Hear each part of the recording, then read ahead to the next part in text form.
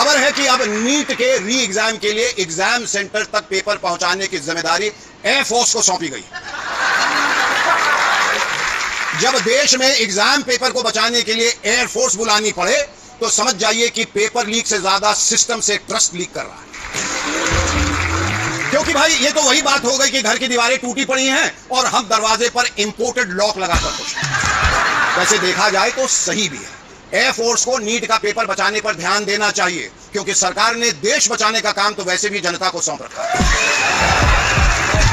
बस मैं ये सोच रहा हूं कि अगर नीट पेपर के अगले एग्जाम इंडियन एयरफोर्स की निगरानी में होंगे तो क्या अब सिविल सर्विसेज के एग्जाम इसरो की निगरानी में करवाने पड़ेंगे? नहीं, आई एम जस्ट क्यूरियस। और अगर उनकी निगरानी में भी पेपर लीक नहीं रुका तो फिर जिम्मेदारी आर्मी को दी जाएगी। फिर भी नहीं रुका तो हम न्यूक्लियर पावर तो हैं ही, और मान ले फिर भी नहीं रुका तो पेपर फिर से करवा लेंगे, लेकिन शिक्षा मंत्री का इस्तीफा तब भी नहीं लेंगे, क्योंकि शिक्षा मंत्री का काम अब रक्षा मंत्री करेंगे। एक बात समझ में नहीं आ रही है कि फिर रक्षा मंत्री का काम कौन है? वैसे गौर से देखें तो इस सरकार की कैबिनेट है बहुत कोऑपरेटिव, कोई किसी का भी काम कर लेता है। बस एक बात समझ में नहीं आ रही है कि जब सब लोग इतने कोऑपरेटिव हैं तो अकेले हमारे माननीय प्रधानमंत्री जी से 18 घंटे क्यों काम करवाया जा रहा है?